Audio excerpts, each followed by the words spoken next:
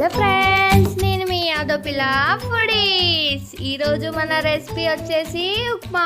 ఎంతో తొందరగా అయిపోయే బ్రేక్ఫాస్ట్ ఏదైనా ఉంది అంటే అది నేనైతే ఖచ్చితంగా ఉప్మానే చెప్తాను. చిన్న పిల్లల దగ్గర నుంచి పెద్దవాళ్ళ వరకు ఎవరైనా సరే ఉప్మా అంటే తప్పకుండా తింటారు. కాబట్టి ఈ ఉప్మాని నేను ఎలా తయారు చేస్తానో నేను మీకు చెప్తాను. ముందుగా స్టవ్ ఆన్ చేయండి. ఒక ప్యాన్ పెట్టుకోండి. ప్యాన్ హీట్ ఎక్కగానే రవ్వ వేసుకోండి. దీన్ని కొంతమంది బొంబాయి రవ్వ అంటారు, కొంతమంది ఉప్మా రవ్వ అంటారు. సో నేను 1 కప్ రవ్వని ఇందులో వేసుకొని బాగా ఫ్రై చేస్తున్నాను. ఈ రవ్వని ఫ్రై చేస్తుంటే మనకు మంచి స్మెల్ వస్తుంది. ఆ స్మెల్ ఈ రవ్వ కలర్ చేంజ్ అయ్యేంత వరకు దీన్ని బాగా చేయండి.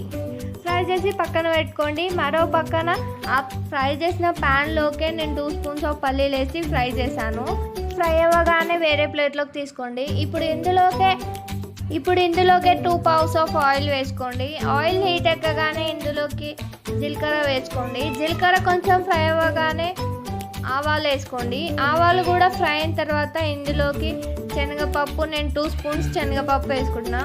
ఈ 2 స్పూన్స్ శనగపప్పును కూడా బాగా ఫ్రై చేయండి. సో జీలకర్ర, ఆవాలు, శనగపప్పు మొత్తం ఫ్రై అయిన తర్వాత ఇందులోకి సన్నగా కట్ చేసి పెట్టుకున్న ఆనియన్స్ మొత్తం వేసుకోండి. ఆనియన్స్ మొత్తం వేసి బాగా ఆనియన్స్ని కూడా ఫ్రై చేయండి. ఆనియన్స్ తొందరగా ఫ్రై అవ్వాలి అంటే కొంచెం సాల్ట్ వేసుకొని ఫ్రై చేయండి. తొందరగా ఆనియన్స్ ఫ్రై అవుతాయి.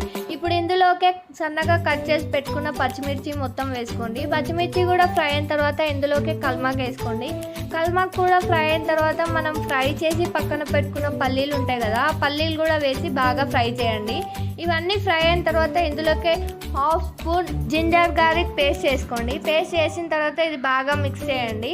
మిక్స్ చేసి ఒక 2 మినిట్స్ ఇదంతా కుక్ అవ్వనియండి. కుక్ అయిన తర్వాత ఇందులోకి మనకి దీనికి సరిపడంత సాల్ట్ వేసుకోండి. నేను 1/2 స్పూన్ సాల్ట్ వేసుకున్నాను. సాల్ట్ కూడా వేసుకొని బాగా ఫ్రై చేయండి. ఇవన్నీ కుక్ అయిన తర్వాత ఇందులోకి నేను ఇంతకు ముందుకు చిన్న కప్పుతో రవ్వ పోసుకున్నా. సో నేను ఇప్పుడు పెద్ద కప్పుతో 1 కప్పు వాటర్ పోసుకున్నా. మీరు తీసుకున్న దానికంటే డబల్ వాటర్ పోసుకోవాలి. మీరు సింగిల్ కప్ రవ్వ తీసుకుంటే డబల్ కప్ వాటర్ పోసుకోండి.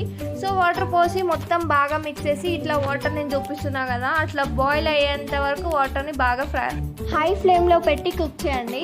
సో వాటర్ బాగా మసులుతున్నాయి అన్నప్పుడు మాత్రమే ఉప్మా రవ్వ వేసుకోవాలి.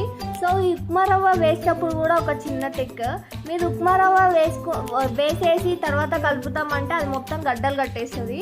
సో ఫస్ట్ ఒక చేత్తో మనం కలుపుకుంటూ ఇంకో చేత్తో ఉప్మా రవ్వ వేసుకోండి. బాగా ఒక 2 మినిట్స్ కలిపితే మనకు ఉప్మా రవ్వలో ఉండే వాటర్ మొత్తం అబ్జర్వ్ చేసుకొని ఉప్మా రవ్వ ఫిక్ అవుతుంది. సో మీకు ఇందులో కూడా 2 టైప్స్ మీరు చేసుకోవచ్చు.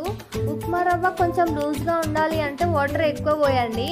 లేదు ఇప్పుడు నేను చూపిస్తున్న విధంగా ఫిట్గా ఉండాలి అంటే వాటర్ మనం ఇప్పుడు నేను చెప్పిన కదా అంతే పోసి ట్రై చేయండి. సో ఇంతే ఫ్రెండ్స్, ఎంతో టేస్టీగా యమ్మీగా ఉండే ఉప్మా. సో ఫ్రెండ్స్, మా వీడియో నచ్చినట్టయితే లైక్ చేయండి, మా ఛానల్ని సబ్స్క్రైబ్ చేయండి.